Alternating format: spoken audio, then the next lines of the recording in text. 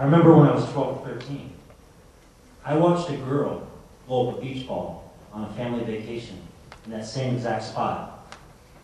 She's holding the ball between her lips without using her hands. It's floating on her chin like a bubblegum ball that's burst. Bigger and bigger. It's like by opening her mouth, she's opened up the door to allow part of herself to pass through the ball. Bigger and bigger. When she's done, she closes the nozzle, sealing a part of herself inside. I watch her toss the ball into the air.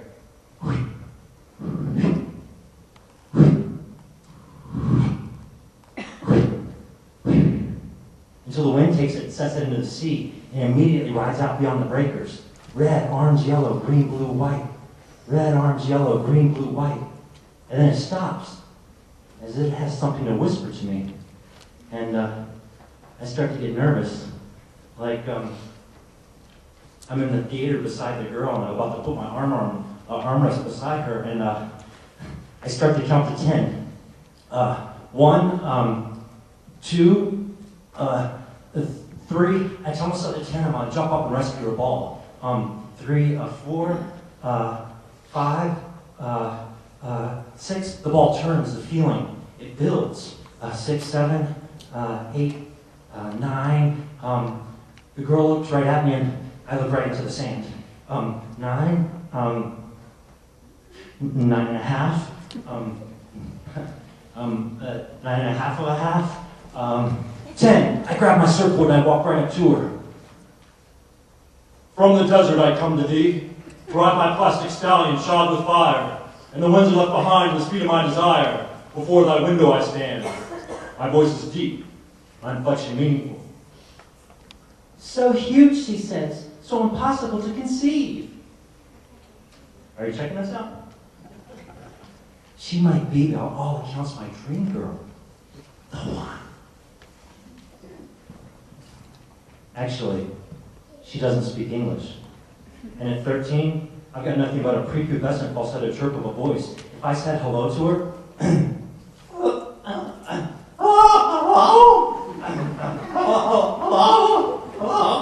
I most likely sound like a pterodactyl and scare her half to death. Besides, I'm turned to the side so she can't see my hideously acne face with the bumps in my back. No, I just stare out to the water, and I press my arm on my surfboard to make my muscle look bigger. And finally, I just walk away. And as I throw my surfboard into the water, begin to float across the surface of the ocean, everything as it should be. I'm alone. I'm in my element. I can't hear people making fun of my big nose or asking why I'm so quiet or do the weird things that I do. Oh, Mother, see, even at 13 you were there for me. I begin to paddle for the ball.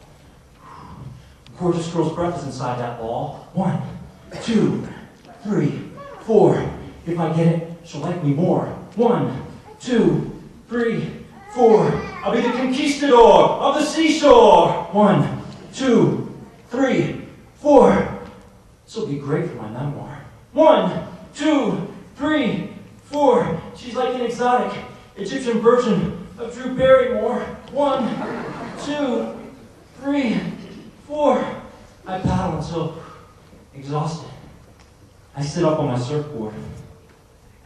The beach behind me is a thin blonde line, and the girl's a tiny dot. The ball hovers on a crest, disappears, and then reappears as if to tease me. And it takes off in a rush of wind, and then it too is a tiny dot. I've gone far enough. When I get back to the beach, the girl touches my shoulder and says, something, something, something, something. And thank you. And I feel so awkward, I almost take her out at the knees with my surfboard.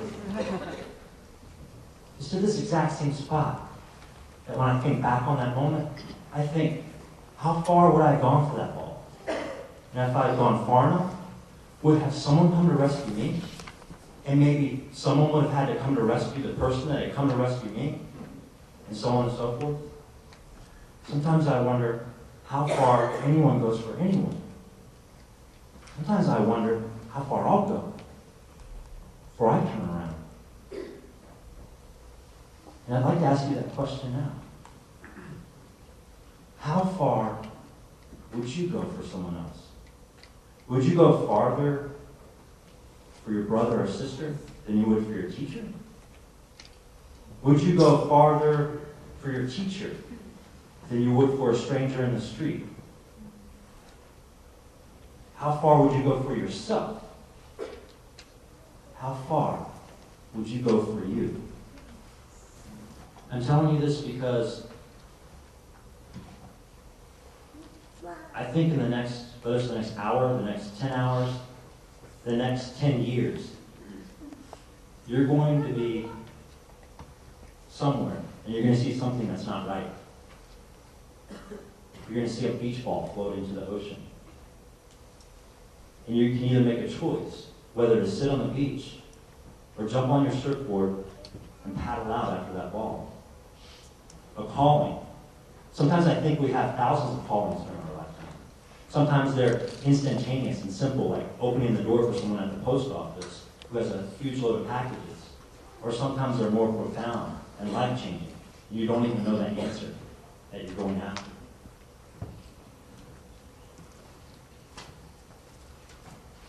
The interesting thing about a calling, though, isn't that you need to have the answers or even know where you're going. The interesting thing about a calling is that you change the world simply by paddling out on your surfboard. Because by that simple act, you change yourself. Let me repeat that. You change the world simply by paddling out on your surfboard. Because by the simple act of paddling out, you change yourself. And this is where core values comes in for me. I feel that when we follow our heart, when we're quiet enough to hear our calling, our core values align easily. It's easy for us to be honest, accountable, respectful, and responsible. Core values to me are a choice, just like a calling is a choice. And they orbit us constantly, like the moon orbits the earth, or the rings of Saturn orbit the planets.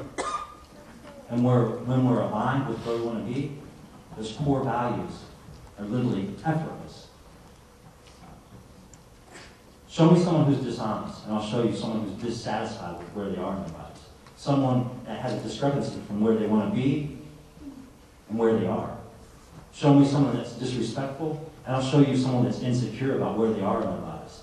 The discrepancy between where they are and where they want to be. And this is what makes me so proud to be here tonight, speaking in front of a group of students who has become obviously so committed and dedicated to core values. This doesn't mean you're perfect. It doesn't mean from this point forward that you'll always be responsible, respectful, honest, and accountable. We're all human. And this doesn't even mean that you might not see things in the world that you want to change, even drastically. What it does mean is you were doing something right. And I was doing something right. When I climbed on that surfboard many years ago, I paddled in without the ball. I didn't even get the girl. I didn't even know what she was saying.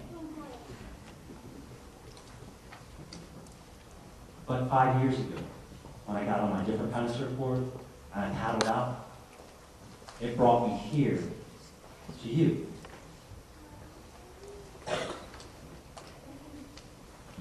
I'm here because of you. I paddled here because of you. We paddled towards each other. And so I know for certain that when we embrace the core values, honesty, respect, responsibility, and accountability, we begin to pull others into our sphere that feel the same way that we do. We're surrounded by others that believe in us. And so tonight, my gift to you is my story.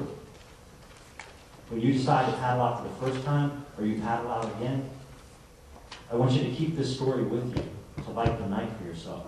I want you to keep this story with you when you lose your way. And I want you to remember that you don't have to know the answers. You only have to paddle out 100 yards at a time. I believe in you. I believe in all of you. Thank you.